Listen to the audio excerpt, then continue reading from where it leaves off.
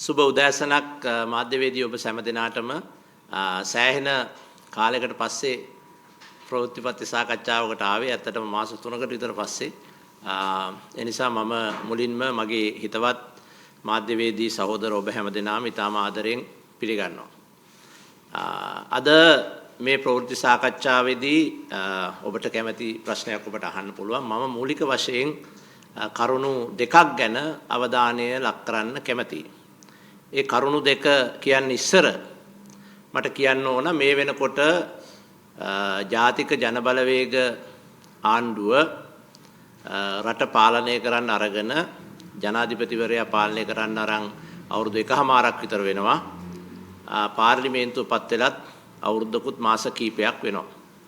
මේ වෙනකොට රටේ තත්ත්වය ගැන මම කියනවට වඩා ග්‍රාමීය වශයෙන් නාගරික වශයෙන් ඉන්න අපේ සමාජයේ බොහෝ අයට ඊටාම හොඳ අත්දැකීමක් තියෙනවා. ජීවන බර ඊටාම ඉහළට ගිහිල්ලා ග්‍රාමීය සමාජයේ මිලියන 40ක් විතර මිලියන 40ක් විතර ඉන්න මිලියන 4ක් විතර ඉන්න ජනතාව ලක්ෂ 40ක් විතර ඉන්න ජනතාවට විශාල දරිද්‍රතාවක් නිර්මාණය කරලා තියෙන්නේ. ග්‍රාමීය සමාජයේ අපේ සමාජයේ අපේ ජනගහනය මිලියන 22යි. ඒකෙන් 17ක් ඡන්දදායකයෝ. මේකෙන් මිලියන 4ක් ඉන්නේ අර පවර්ටි ලෙවල් එකට වඩා යටින්. ඒක ඊට වඩා වැඩි ප්‍රමාණයක් කියලා කියන්න පුළුවන්. මේ කණ්ඩායම ග්‍රාමීය වශයෙන් ක්‍රෙඩිට් ඌනතාවයකින් මූල්‍යමය ශක්තිය නැතුව විශාල අර්බුදයක ඉන්නේ. ඒ නිසා අපේ රටේ ආර්ථිකයේ ඉහළම මට්ටමේ මහ බැංකුවෙන් ලොකු කතා කිව්වට සමාජය තුල මූල්‍ය සංසරණය සමාජය තුල එක පන්තියකට මූල්‍ය ගලා යාම සම්පූර්ණ නැවතිලා ගිහිල්ලා තියෙන්නේ.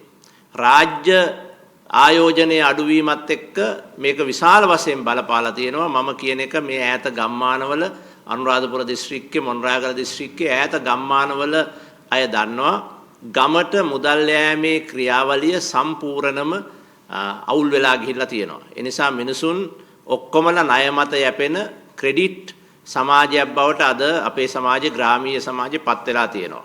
කුඹුරට වී ටික වපුර ගන්න, හේනට එහෙම බීජ ටික ගන්න, එහෙම නැත්නම් එළවලු වගාවට තෙල් ටික ගන්න හැම එක්කෙනාටම ණය දෙන සමිතියට යන්න වෙන තැනට අද මුළු සමාජෙම ගමන් කරලා තියෙනවා. නාගරික සමාජයේ ක්‍රෙඩිට් කාඩ් වලින් ඉන්නවා. ග්‍රාමීය සමාජයේ ණය දෙන සමිතියෙන් ඉන්නවා. මේක තමයි අද ඇත්ත తත්වේ. මේක බොරුද කියලා මේක අහන ඕන කෙනෙක් තම තමන්ගේ ගෙවල් දොරවල් වල ඇත්තේ කතා කරලා බලන්න. මේක තමයි ඇත්ත తත්වේ. ඒ නිසා ආර්ථිකයේ විශාල අවුලක ගොඩනැගිලා තියෙනවා. තව පැත්තකින් ඔබ දන්නවා අධ්‍යාපනයේ විශාල ප්‍රශ්නයක් ඇවිල්ලා තියෙනවා. මම ඒක ගැන අපේ පක්ෂයේ හුඟක් අය කතා බහ කරලා තියෙනවා. මම ඒක ගැන අද කතා කරන්න බලාපොරොත්තු වෙන්නේ නැහැ. ඒ වගේම විශාල පරිපාලන අර්බුදයකට අපේ රට තල්ලු කරමින් ඉන්නවා. මෙන්න මේක තමයි මගේ ප්‍රධානම අදහස් දැක්වීම අද තියෙන්නේ. ඒ කියන්නේ අපේ රටේ පරිපාලන ශාස්ත්‍රයේ එහෙම නැත්නම් මූල්‍ය ශාස්ත්‍රයේ ARFR administration regulation financial regulations මේ දෙක ක්‍රියාත්මක කරගෙන යද්දී වැදගත්ම නිලයක් තමයි විගණකාධිපති ධූරය කියලා කියන්නේ. ව්‍යවස්ථාවේ 153 විගණකාධිපතිවරයෙක් ශ්‍රී ලංකා රාජ්‍යයට ඇත්තේය කියලා පැහැදිලිව ලියලා තියෙනවා. ඒ විතරකුත් නෙමෙයි. හොඳට මතක තියාගන්න ඕන අපේ විගණකාධිපති ජනාධිපති යටතේ නෙමෙයි ඉන්නේ. විගණකාධිපති තනතුර පාර්ලිමේන්තුවට ඍජුව සම්බන්ධ කරලා තියෙන්නේ ලංකාවේ ව්‍යවස්ථාවෙන්. ජනාධිපති කාර්යාලයත් විගණනය කරන්නේ විගණකාධිපති. ඒ නිසා විගණකාධිපතිවරයා විධායකයට යටත් නොකරපු රටක් තමයි ලංකාව. ඒක ඊටාම හොඳ තත්වයක්.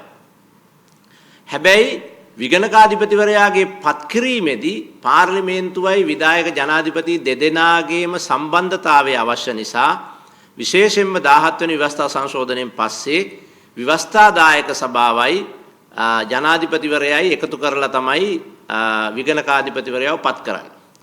හැබැයි මේක දිගටම අපේ රටේ විගණකාධිපතිවරයා පත් කිරීමේදී ආණ්ඩුව කවුරු කරත් ඒකට ඇඟිල්ල ගහන්න කවුරුවත් ගියේ නැහැ.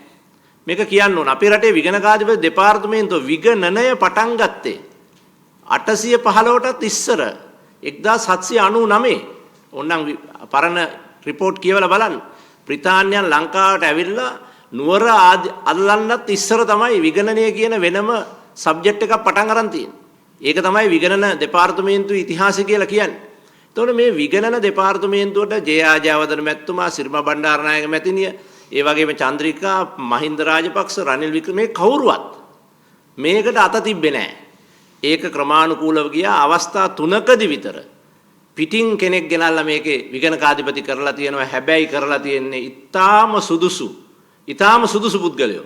කිසිම නුසුදුසු පුද්ගලයෙකුට මේ දෙපාර්තමේන්තුවට එන්න ඔය මොන විදිහේ ආණ්ඩුවක් ජයවර්ධන, රාජපක්ෂ, වික්‍රමසිංහ කොයි ආණ්ඩුවක්වත් කටයුතු කරුවේ නැහැ.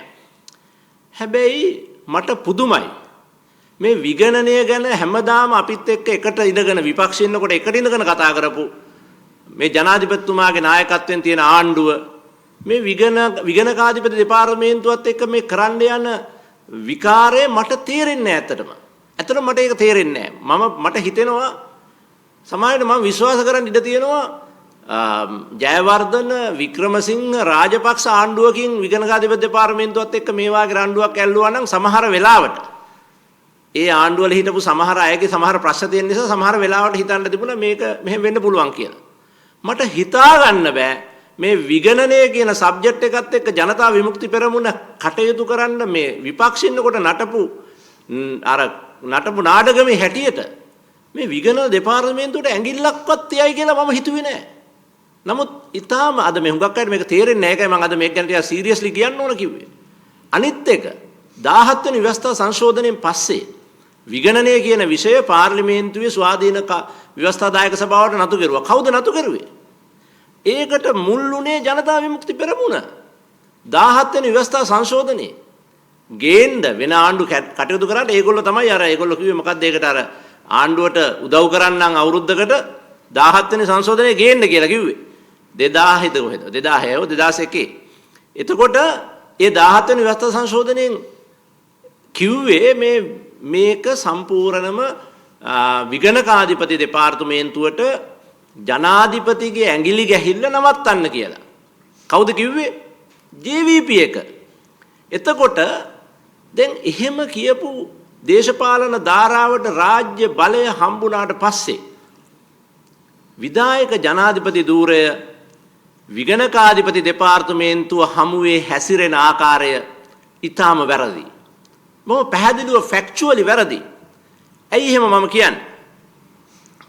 එකක් තමයි දැන් අපි බලමු මේ ආසන්න සිද්ධිය 2025 අප්‍රේල් මාසේ 8 වෙනිදා හිටපු විගණකාධිපතිතුමා එතුමා ඊටාම දක්ෂ නිලධාරියෙක් මාත් එක්කත් වැඩ කරලා තියෙන කෝප් කමිටුවේ වික්‍රමරත්න මැතිතුමා හිටපු විගණකාධිපතිතුමා විශ්‍රාම ගත්තා. එතුමා විශ්‍රාම ගත්තාම සාමාන්‍ය විගණකාධිපති දෙපාර්තමේන්තුවේ පිළිගැනීමක් තියෙනවා ඉහළ මට්ටමේ. දැන් අනිත් දෙපාර්තමේන්තුවල වගේ ලොකු කඹ එතන නැහැ. ඉහළ මට්ටමේ ඊළඟට ඉන්න නිලධාරියා මේකටපත් වෙනවා. මේගොල්ලෝ මොකද කරේ? මේගොල්ලෝ පත්වීම කරන්නේ නැතුව අප්‍රේල් මාසේ 9 වෙනිදා කියන්නේ 8 වෙනිදානේ විශ්‍රාම ගත්තේ. අප්‍රේල් මාසේ 9 වෙනිදා ඉඳලා මැයි මාසේ 24 වෙනිදා වෙනකම් ඒ කාලය තුල දවස් 17 අප්‍රේල් මාසේ 9 වෙනිදා ඉඳන් අප්‍රේල් මාසේ 22 වෙනකම් දවස් 14කට ඇක්ටිං තනතුරක් දුන්නා. ඒක කන්ස්ටිටියුෂනල් කවුන්සිල් එක එහෙම නැත්නම් ව්‍යවස්ථාදායක සභාව අනුමත කෙරුවා. ඊළඟට ඊළඟ වටේ ඇවිල්ලා ආපහු දවස් 30කට ඇක්ටිං තනතුරක් එහෙම නැත්නම් වැඩ බැලීමේ තනතුරක් අප්‍රේල් මාසේ 23 වෙනිදා ඉඳලා මැයි මාසේ 23 වෙනකම් ආයි දුන්නා. ඒකෙන් නැවතුනේත් නැහැ. ඊට පස්සේ මැයි මාසේ 23 වෙනිදා ඉඳලා නොවැම්බර් මාසේ 23 වෙනකම් මාස 6කට ආයි ඇක්ටිං තනතුරක් එව්වා. දැන් මෙතන තව කාරණයක් අපේ රටේ ජනතාව තේරුම් ගන්න ඕන. මේ විගණකාධිපති ධූරය ඇක්ටිං තියන්න මීට ඉස්සර පුළුවන්කම තිබුණා 21 වෙනි සංශෝධනයේට පෙර. හැබැයි 21 වෙනි සංශෝධනයේදී මමත් ඡන්දෙ දුන්න, අනුර දිසානායක මහත්තයාත් ඡන්දෙ දුන්න. 21 වෙනි සංශෝධනයේදී විවස්ථාදායක සභාවට මේ විගණකාධිපති දෙපාර්තමේන්තුවට ඇක්ටිං තනතුරු දැමීම අයින් කරලා තියෙන විවස්ථාවේ. හොඳට මතක තියාගන්න විවස්ථාවේ ප්‍රොවිෂන් එකක් නැහැ විගණකාධිපති ඇක්ටිං තියන්න. 21 වෙනි විවස්ථා සංශෝධනයෙන් පස්සේ ඊට ඉස්සෙල්ලා තිබුණා. 21 වෙනි විවස්ථා සංශෝධනයේදී මේක අයින් කෙරුවා. අයින් කරන්න හේතුවක් තිබුණා. මේ වගේ බරපතල තනතුරක් ඇක්ටිං තියෙන එක ප්‍රශ්නයක් කියලා. ඇයි එහෙම කියන්නේ?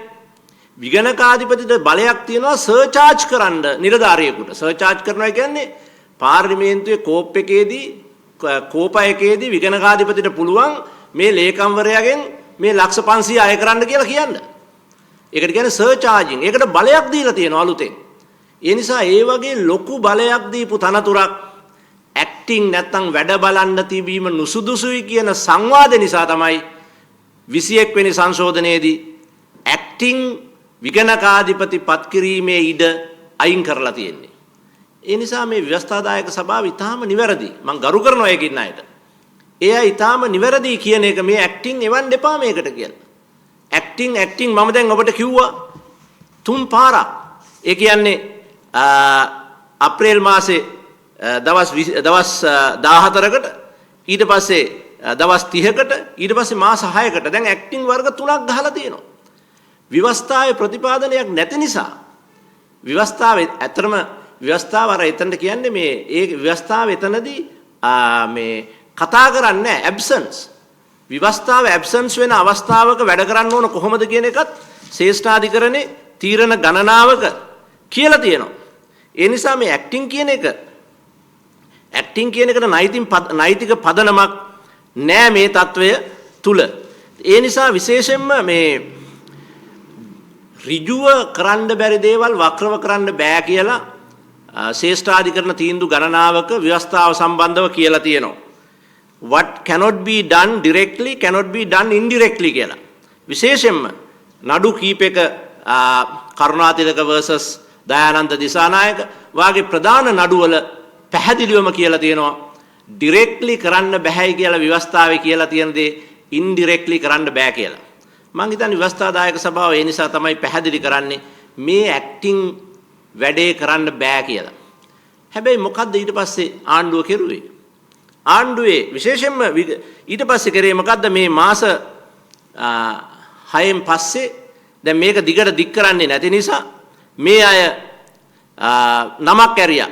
කවුද? ආර්.ඕ. රණසිංහ ශ්‍රී ලංකා ආමි ඔෆිසර් කෙනෙක්. විගණකාධිපති දෙපාර්තමේන්තුවට පිටින් දෙතුන් දෙනෙක් ඇවිල්ලා තියෙනවා. ඔය ගාමිණී විජේසිංහ මහත්තයා වාගේ යම්කිසි පිළිගැනීමක් තිබිච්ච අය කීප දෙනෙක් ඇවිල්ලා තියෙනවා. හැබැයි ඒගොල්ලෝ මේ ශේෂ්ත්‍රේ සිවිල් ශේෂ්ත්‍රේ මිලිටරි ශේෂ්ත්‍ර නෙමෙයි. සිවිල් ශේෂ්ත්‍ර හිටපු අය. මේක සිවිල් ශේෂ්ත්‍රයේ ඉහළම තනතුරක්. එහෙම නැතුව මිලිටරි ශේෂ්ත්‍රයේ තනතුරක් නෙමෙයි. එතකොට මේක ඇරියාම ව්‍යවස්ථාදායක සභාව ඊටාම නිවැරදිව කිව්වා මේක අනුමත කරන්න බෑ කියලා. ඒකත් ඊටාම නිවැරදි. එතකොට ඒක ප්‍රතික්ෂේප වුණාට පස්සේ ආපහු තව මාස 3කට තනතුරක් ඇරියා එල්.එස්.ආයි ජයරත්න මහත්මියගේ නම. ඒකත් ව්‍යවස්ථාදායක සභාව ප්‍රතික්ෂේප කරුවා. දැන් ලංකාවේ පළවෙනි වතාවට good governance කරනවායි කියලා ආපු ආණ්ඩුව ඉන්න වෙලාවේ පළවෙනි වතාවට මේ වෙනකොට දෙසැම්බර් මාසේ 7 වෙනිදා ඉඳලා විගණකාධිපතිවරයෙක් රටට නැහැ. මම ආයි කියනවා මේ වෙනකොට ලංකාවේ පළවෙනි වතාවට විගණකාධිපතිවරයෙක් නැති රටක් බවට පත් කරලා තියෙනවා. මේක වැරදි. මම මේ කවුරු පෞද්ගලික ප්‍රශ්නයක් නෙමෙයි කියන්නේ මේක වැරදි. විගණකාධිපතිවරයා මාසයක් තිස්සේ පුරවන්නේ නැතුව මොකද මේ ඇතර මේකේ යටි කතාවක් පේනවා. ඒ කියන්නේ මේ ව්‍යවස්ථාදායක සභාව ජනවාරි මාසේ අග වෙනකොට නිමා වෙනවා. අලුත් ව්‍යවස්ථාදායක සභාවක් පත් වෙනවා. අලුත් ව්‍යවස්ථාදායක සභාවට සිවිල් සමාජයෙන් එන කට්ටිය Tamanට හිතවත් අය දාන්න පුළුවන් කියලා හිතනවා වෙන්න පුළුවන්. මම දන්නේ මේ අපිට හිතන එකව. මේ නිසා මේක අල්ලා යනවා. හැබැයි මම කියන්න කැමතියි ජනතා විමුක්ති පෙරමුණේ අනිත් විවිධ ප්‍රශ්න තිබුණාට එක පැත්තකින් ජනතා විමුක්ති පෙරමුණේ මේ රාජ්‍ය පාලනය සම්බන්ධව යම්කිසි ප්‍රමිතියක් අපේක්ෂා කරයි කියලා විශ්වාසයක් තිබුණා රටේ. නැත්තම් දැන් අපිට ඡන්ද දීපු ඡන්දදායකව පවා හැරිලා ගිහිල්ලා JVP එකට නැත්තම් මාලිමාවට ඡන්ද දුන්නේ. ඒ අයට විශ්වාසයක් තිබුණා මේ good governance ගැන යහපත් පාලනය ගැන ආකෘතියකට අනුව මේ ආණ්ඩුව වැඩ කරයි කියලා. නමුත් මම ඉතාම පැහැදිලිව ඒ අයට කියනවා මේ රටේ විද්වතුන් අපේ විශ්වවිද්‍යාල මිත්‍රයන් රාශියක් හිටියා. ඒ ඔක්කොටම මම කියන්න කැමතියි මේ සංවාදයට එන්න. පළවෙනි වතාවට විගණකාධිපතිවරයෙක් නැති රටක් බවට පත් කරලා තියෙනවා. එහෙන් පත් කරලා තියෙන්නේ වෙන කිසිම හේතුවක් නිසා නෙමෙයි. විගණකාධිපති දෙපාර්තමේන්තුවේ ඊළඟට ඉන්න නිලධාරී 7ක් 8ක් ඉන්නවා. කවුරු ගත්තත් අපිට කමක් නැහැ. ඒ අය දේශපාලන වශයෙන් කුමන පක්ෂක ඕනෑම පක්ෂක ඉන්න පුළුවන්. හැබැයි මේ දෙපාර්තමේන්තුවට ඇඟිල්ල ගහන එක වැරදි. දැන් අපි දන්නවා සමහර පරණ අපේ හිටපු ආණ්ඩු අධිකරණයට ඇඟිලි ගහලා විශාල අවුල් වලටපත් වුණා. ඒ වගේම සමහර අය නීතිපති දෙපාර්තමේන්තුවට ඇඟිලි ගහන්න ගිහලා විශාල අවුල් ඇති කරලා තියෙනවා.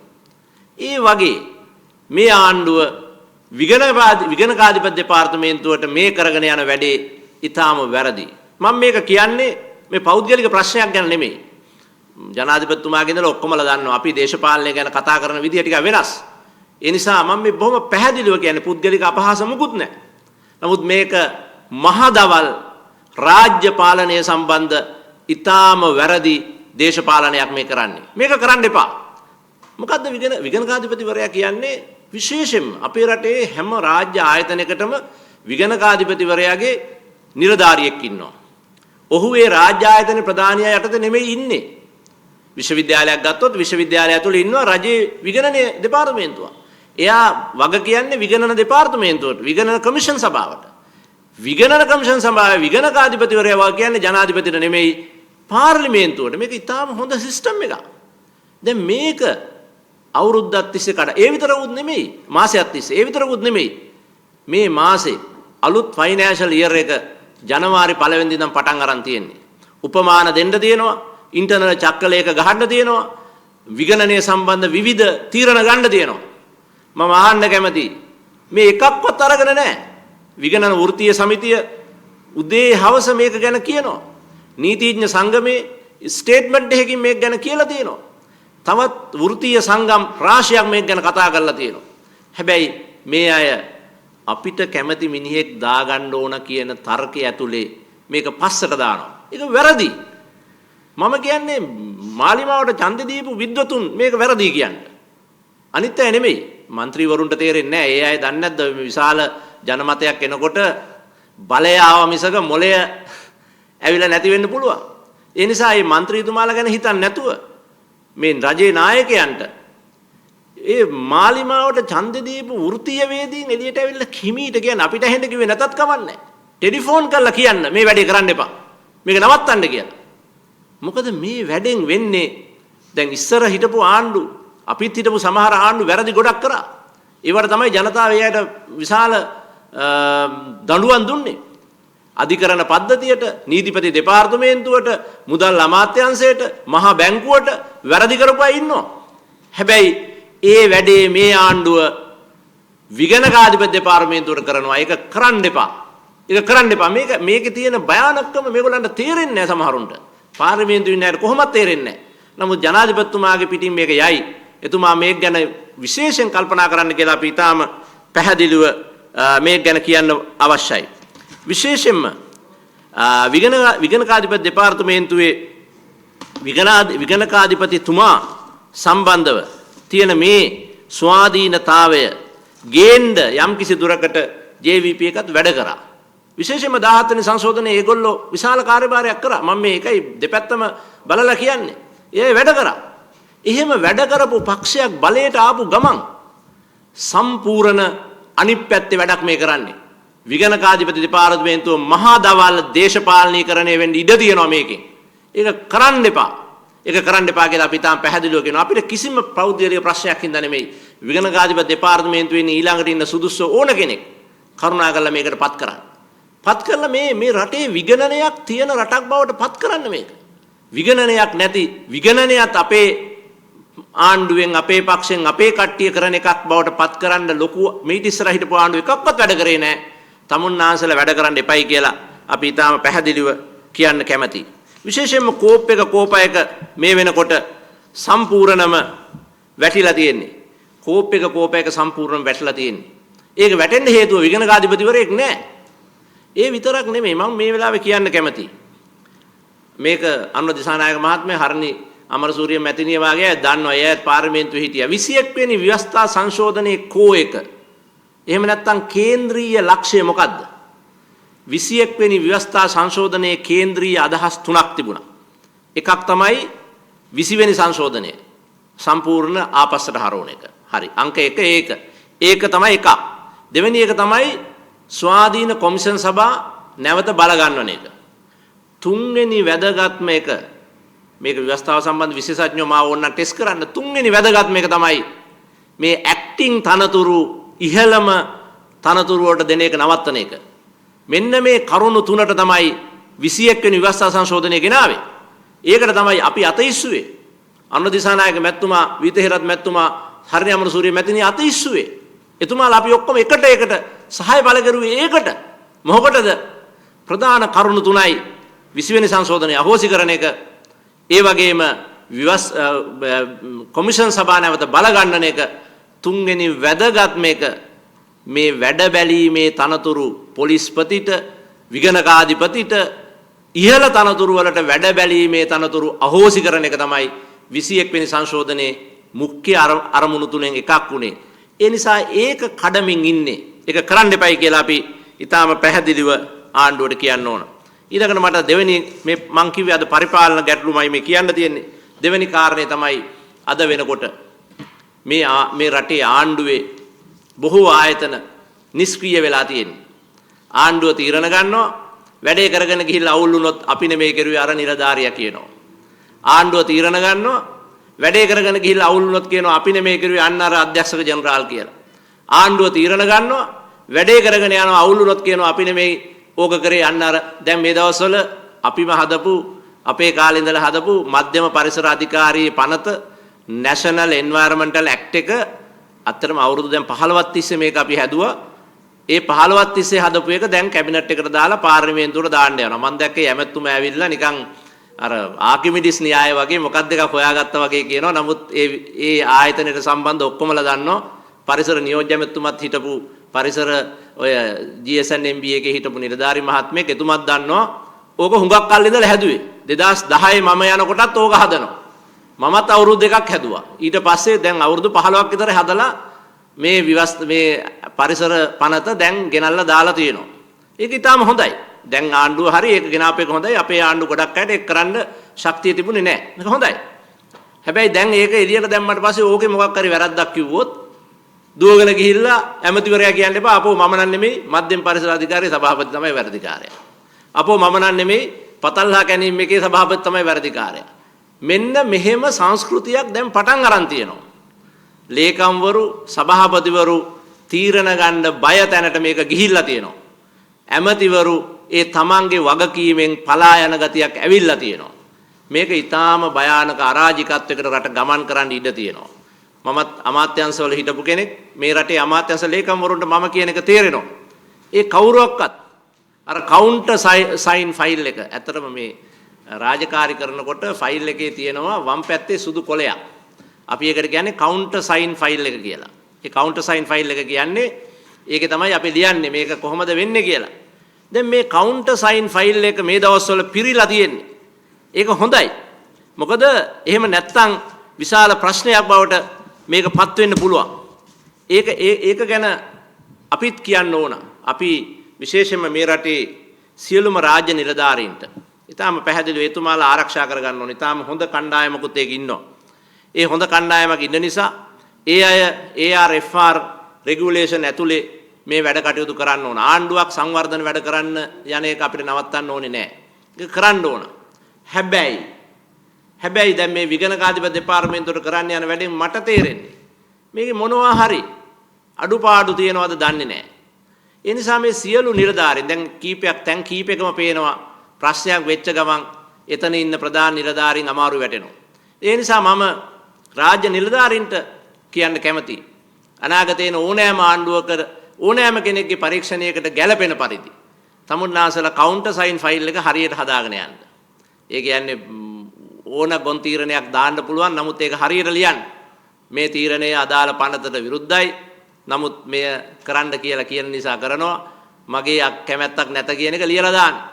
අර ඔබ දන්නවා මහ බැංකුවේ බැඳුම් කර වංචා වෙලාවේ එක නිලධාරිනියක් ඉතා පැහැදිලි කවුන්ටර් සයින් මිනිට් එකක් ගහලා තිබ්බා. I have been forced to do this but still I think there are some issues in terms of the legality of this decision. I want to put my signature with that note කියලා එතුමිය ලියලා තිබ්බා. ඒක ලියපු ගමන් එතුමිය ඊටාම හොඳ තීරණයක් ගත්තේ. ඒ නිසා මම කියන්නේ රාජ්‍ය සේවය සම්පූර්ණ අලකලංචියක් බවට පත් වෙමි යනවා. ඒ නිසා කරුණාකරලා මේක රජයටත් අපි කියන්නේ මේක හරියට හරි ගස්ස ගන්න. ARFR ඇතුලේ යන නිලධාරීන්ව ආරක්ෂා කරන්න. නිලධාරීන්ව නිකන් පාවා දෙන ඇමතිවරු බේරෙන්න ඕන දේශපාලනය බේර ගන්න ඕන නිලධාරීන්ට ඕන දෙයක් වුණා වේ කියන සංකල්පෙන් අයින් වෙන්න. එහෙම නැත්තම් නිලධාරි කරුණා කරලා කවුන්ටර් සයින් ෆයිල් එකේ තමන්ගේ පොසිෂන් එක ලකුණු කරලා තියන්න. මොකද ඒක ඊටාම වැදගත්. අනාගත ඕනෑම කාලයක තමන් ගත්ත තීරණය වැරදි තීරණයක් නම් ඒකට යම්කිසි හේතුවක් තියෙනවා. ඒ නිසා මම මේ දෙකම කිව්වේ රාජ්‍ය පරිපාලනයට සම්බන්ධ කරුණු. නැතුව පෞද්ගලික මඩ අවලාද නැහැ. අපි දන්නවා අධ්‍යාපන ශාස්ත්‍රය සම්බන්ධ සාකච්ඡාව ඇතුළේ වෘත්තීය සමිතිය ආදී ගොඩක් අය ඉන්නවා. ඒ වගේම අපිත් විශ්වාස කරනවා ඒ ඇමතිවරියට අපහාස කිරීම, උපහාස කිරීම ඒවා වැරදි කියලා. ඒවා කවුරු හරි කරනවා නම් ඒවා නවත්තන්න ඕන. පුද්ගලයන්ට පෞද්ගලිකව මඩ අපහාස උපහාස කරන දේශපාලනයේ අපි සමගි ජන බලවේගයේ විදියට විශ්වාස කරන්නේ නැහැ. අපේ නායකත්වය කවදාකවත් එවැනි දේවල් අනුමත කරන කෙනෙක් නෙමෙයි. විශේෂයෙන්ම අද අපේ නායකතුමාගේ උපන්දිනයේ දවසේ. ඒ නිසා මම පැහැදිලිවම කියන්න ඕන සමගි ජන බලවේගය කවදාකවත් එවැනි දේශපාලනයක් කරන්නේ නැහැ. පුද්ගලික මඩ අවලාද අපහාස උපහාස එක්ක අපි ගමන් කරන්නේ නැහැ. ඒ නිසා එහෙම කරන අයටත් අපි කියන්නේ ඒක වැරදි. හැබැයි අධ්‍යාපනය සම්බන්ධව ප්‍රතිසංස්කරණ කියන ඒවා වඩාත් විධිමත්ව ඊටාම බුද්ධිමත්ව කළ යුතු ඒවා. දැන් මම දන්නවා අර පරිසර පනත වගේම ওই අධ්‍යාපන ප්‍රතිසංස්කරණ තුඟක් කල් ඉඳලා කරපු ඒවා. දැන් පරිසර පනතේ මම දැක්ක ඇමතුමා ඇවිල්ලා මං කිව්වා අර ආකමිඩිස් න්‍යාය දානවා මම සොයා ගතිමි කියලා. අවුරුදු 15ක් විතර කරපු එකක් ගෙනල්ලා එළියට දානවා. නියෝජ්‍ය ඇමතුමාත් දන්නවා මේක. ඔක්කොටම hina යනවා. ඒ වගේ මේ අධ්‍යාපනයත් මේක ටිකක් දීර්ඝ කාලයක් තිස්සේ කරපු වැඩක් කියලා පිළි අරගෙන රටේම යම්කිසි සමාජ සම්මුතියක් එක්ක අධ්‍යාපන ප්‍රතිසංස්කරණ කරන එක තමයි සුදුසු. ඒ නිසා මම ඒකත් කියන ගමන් මම ඒ විෂය ගැන අද කතා කරේ නෑ. පරිපාලනය ගැන තමයි කතා කරේ. විගණකාධිපති තනතුර සහ රාජ්‍ය නිලධාරීන්ගේ ගමන් මාර්ගය ගැන දෙක මම කතා කරේ. ඒ නිසා මේ අදහස් දැක්වීම මෙතනින් මම නිමා කරනවා. ඔබට තියෙන ප්‍රශ්නයක් අහන්න පුළුවන්. ඔබතුමා අධ්‍යාපන ප්‍රතිසංස්කරණය ගැන සඳහන් කරා. මේ ලාල් කාන්ත අමාත්‍යවරයා ප්‍රකාශයක් කරනවා මේ සංඝ රත්නයේට අධ්‍යාපන ප්‍රතිසංස්කරණය ගැන ලොකු ප්‍රශ්නයක් වෙලා තියෙනවා කියලා. මිහින්තලේ ආමඳුරන්ටත් වනචාරිය කියලා ආමන්ත්‍රණය කරනවා. මේ ගැන ඔබතුමා මොකක්ද හිතන්නේ? මම හිතන්නේ අපේ රටේ සංස්කෘතියට අපි අපහාස කරන්නේ නැහැ.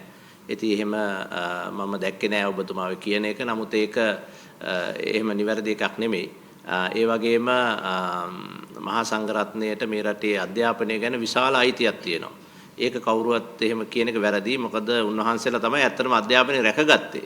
මේ රටේ අධ්‍යාපනය මහා සංඝරත්නයට විශාල සම්බන්ධයක් තියෙනවා. අනිත් ආගම් වලටත් එහෙම තියෙනවා. කතෝලික ආගමටත් තියෙනවා. ඒතකොට අධ්‍යාපනය ගැන ඉතින් ඒ අය උනන්දු වෙන එක ගැන කාටවත් නවත්තන්න බෑ. හැබැයි එතන නෙමෙයි මේක හදාගන්න තියෙන්නේ. හදාගන්න තියෙන්නේ දැන් මේ පොඩි ප්‍රශ්නයක් ආවහම ඒක පස්පොලේ ගා ගන්නවා. ඒක තමයි මේ කරන්නේ. ඒක කරන්නේ ඇත්තටම විශාල අධික උද්දච්චකමක් නිසා. ඒ නිසා මේ බලය ලැබීමයි මොලේ ලැබීමයි අතර ලොකු දුරක් තියෙනවා. ළඟ වගේ පෙවුනට. අපේ ආණ්ඩුවටත් ඒක වෙලා තියෙනවා. බලය ලැබුණට මොලේ ලැබෙච්ච නැති අවස්ථා තියෙනවා. ඒකම තමයි මේ වෙන්නේ. විශාල බලයක් පාර්ලිමේන්තුවේ ලැබිලා තියෙනවා. ඒ නිසා විශාල මොලයක් අවශ්‍යයි මේක නඩත්තු කරන්න. හැබැයි පුංචි මොලයක් නිර්මාණය වෙලා තියෙන්නේ. හොඳට මතක තියාගන්න මේ 3-2 මේ රටේ ජනමතය එහා මෙහා වෙන්නේ නැහැ. ගෝඨාභය මහත්තයා ජනාධිපතිකම අතෑරලා අර නැවේ නැගලා යන වෙලාවෙත් එයාටත් 3-2 තිබුණා. හොඳට මතක තියාගන්න. 3-2 කියන එක එච්චර වැඩක් ඇති එකක් නෙමෙයි. දේශපාලනය කරන්නේ නැත්තම්. දේශපාලන මතය, සංස්කෘතික මතය, සමාජ මතය නොසලකා හැරලා 3-2 කරන්න පුළුවන් දෙයක් නැහැ. ඒ නිසා මම ඒකයි උදාහරණයක් විදිහට කිව්වේ. ගෝඨාභය මහත්තයාට රට අතෑරලා යන්න වෙච්ච වෙලාවෙත් 3-2 බලයක් තිබුණා. ඉතින් ඒ නිසා 3-2 බලය කියන එක නෙමෙයි වැඩේ. මොලය තමයි වැදගත් වෙන්නේ. ඒ නිසා ඔය මේ වෙලාවේ මහා සංඝරත්නයත් එක්ක ඕක මේ සිද්ධියට පැටලෙන්න යනවා කියන එක අන්තිම දේශපාලන වශයෙන් නම් අන්තිම මෝඩ වැඩක්. මම දන්නේ නැහැ මොකක්ද එහෙම කරන්න කියලා. මේ දවස්වල සම්බන්ධව ඡන්දය දෙනවා. ඒ ඡන්දේ සුදුසුකම් ලබන්න ඕනේ මොනවා වගේ? එක්කම මේ UDP සාපේක්ෂව මේ සමවිධාන බලවේගකින් මොනවද පිළිසක් ඉදිරිපත් කරන්නේ? නේද ඒකත් අහපු එක හොඳයි. දැන් මම නියෝජනය කරන කටුගම්පල ආසනේ නැත්නම් මම ඕක ජාතික දේශපාලනය කියන්නේ හිටියේ ගන්නේ. නමුත් ඔබ අහුවේ ප්‍රශ්නේ හොඳයි. මම නියෝජනය කරන කටුගම්පල ආසනේ සම්පකාර දෙකක් තියෙනවා. එකක් සඳ ලංකා සම්පකාරය, අනිත් එක පන්නල කටුගම්පල විවිධ සේවා සම්පකාරය. මේ දෙකම ලොකු ආයතන.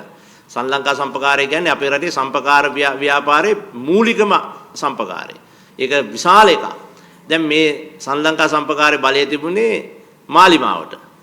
අනුර දිසානායක මහත්තයා දිනන්නත් ඉස්සර තමයි සඳ ලංකාව මාලිමාවට ගියේ. ගිහිල්ලා ඒක නිකන් කිව්වේ දෙවෙනි තිස්ස මහරාමේ කියලා. හැබැයි ඊයේ පෙරේදා ඡන්දෙ තිබුණා. ඒ ඡන්දෙ වෙලාවේදී අපිට නැත්තම් පොදු විපක්ෂයට මාලිමාව නොවන කට්ටියට 71ක් තිබුණා. 34 දෙනෙක් මාලිමාවෙන් ඇවිල්ලා තිබුණා. ඒකේ බලය සම්පූර්ණ පොදු විපක්ෂයට ආවා. දැන් පෙරේදා තිබුණා කටුගම්පල සම්පකාර සමිතියේ ඡන්දේ. ඒක ඊටත් වඩා පුදුමයි. 108 දෙනෙක් ආව පොදු විපක්ෂයෙන් 8 දෙනෙක් ආව මාලිමාවෙන්. ඉතින් ඒ නිසා මේක සම්පූර්ණ වෙනස් වෙවි යන්නේ. හැබැයි සම්පකාර ඡන්ද කියන්නේ රටේ මතේ නෙමෙයි කියන එක පැහැදිලි. ඔබ කිව්වා වගේම සම්පකාර ඡන්ද වලට ඉදිරිපත් වෙන්නේ මේ සම්පකාරේ සමුපකාරිකයන්. ඒකෙම ඉන්න කට්ටිය ඉන්නවා. සම්පකාර ව්‍යාපාරයටම සම්බන්ධ වෙච්ච මිනිස්සු ඉන්නවා. ඉතින් ඒකේ ඡන්දේ තියෙන ඒකේ ඉන්න සමාජිකයන්ට. ඒ සමාජිකයෝ තමයි ඡන්දෙ දෙන්නේ. අපේ නම් ඉතින් සම්පකාර දෙකම මේ සම්පූර්ණම JVP එකට තිබිච්ච ඉඩ නැති වෙලාම ගියා. ඉතින් ඒක මම දන්නවා මේ ඔන්න ඒ ආසනේ ඉන්න ඒක JVP එකට නේ ඡන්දෙ දුන්නේ ගහුවේ ජනාධිපතිවරණ එහෙම. ඉතින් ඒ අය ගොඩක් අය දන්නවා. දැන් මම කියන්නේ මෙතන මෙහෙම එකක්. මේක හොඳට තේරුම් ගන්න ඕන. මේ රටේ පළවෙනි වතාවට මේ දැන් මිලියන 17ක් අපේ රටේ ඡන්දදායකයෝ ඉන්නවා. ඒකෙන් 15ක් විතර ඡන්දෙ දෙනවා. මේකෙන් මිලියන 10ක් විතර ෆ්ලෝටිං වෝට් එකක් වෙලා තියෙනවා 2015 ඉඳලා මේ වෙනකොට. අන්නේ මිලියන 10 ඇතුලේ තමයි හුඟක් අය ඉන්නේ රාජ්‍ය සේවයේ ඉන්න අය අරගොල්ලෝ මේගොල්ලෝ. ඒගොල්ලෝ තමයි මේ ආණ්ඩුවට ඡන්දෙ දුන්නේ. මේ ආණ්ඩුව හිතාගෙන ඉන්නවා නම් Tamanට අර ගලේ කෙටුව අකුර වගේ ජනතාව සියල්ල අත් දෙක උස්සගෙන මේ මෙච්චර ප්‍රමාණයක් ඡන්දෙ දෙන්න ඉන්නවයි කියලා. ඉතින් ඕක බලය මෙච්චර කල් දරපු නැති හින්දා හිතෙන එකක්. බලය දරපු දේශපාලන පක්ෂ හොඳටම දන්නවා මේ උඩු යෑම පහත් වීම වෙන්නේ කොහොමද කියලා. ඒ නිසා ওই සම්පකාර ඡන්ද ගැන මට නම් එච්චර ලොකු වෙනසක් පේන්නේ නැහැ. මොකද මේ අය හොඳ කතිකයන් මිසක හොඳට වැඩ කරන්න පුළුවන් අය නෙමෙයි කියන එක රටට පැහැදිලි වෙමින් යනවා. ඒ කියන්නේ අයිඩියා එකක් කියන එකයි ඇක්ෂන් එකක් කරන එකයි දෙකක්. මේ අය හොඳ අයිඩියාකාරයෝ. ඇක්ෂන් කාරයෝ නෙමෙයි. ඉතින් ඒක දිනපතා ඔප්පු වෙනවා. මම කියන්නේ අමනාපෙන් නෙමෙයි. ඒගොල්ලෝ ගැන කිසිම අපි දන්න කියන අය. නමුත් ඒගොල්ලෝ හොඳ කතාකාරයෝ. හොඳ අයිඩියාකාරයෝ ඇක්ෂන් එකක් හදන්න දන්නේ නැහැ. එක්කෝ නිලධාරියෙක් කරඬු වෙනවා. එහෙම නැත්නම් අමුමමු ගොන් කතාවක් දාලා අර කවුල් කරනවා. එහෙම නැත්නම් අනුන්ගේ ළමයෙකුට නම දෙන්න යනවා. අනුන් හදපු සංශෝධනයක් තමන්ගේ කියනවා. තියලා ඒක කරගන්න බැරි වුණාම නිලධාරීන්ට ඒකේ වගකීම දීලා පැනලා යනවා. ඒ හින්දා මේ අය ගොඩක් කතාකාරයෝ වැඩකාරයෝ නෙමෙයි. ඒක තමයි මේ ආණ්ඩුවේ තියෙන අර අපි කියන්නේ දැන් දොස්තර කෙනෙකුට ලෙඩෙක් ගියාම අපි කියනවානේ එයා මේක ඉස්සල්ලාම මේ ලෙඩා ගැන එයාගේ අදහසක් තියෙනවානේ. ඒ නිසා මේ ආණ්ඩුව කියන්නේ හොඳ කතාකාරයෝ. හෙට වුණත් මයික් එකක් හයි කරුවොත් හොඳට කතා කරයි. හැබැයි ඔෆිස් එකක් දුන්නාම හොඳට වැඩ කරන්නේ නැහැ.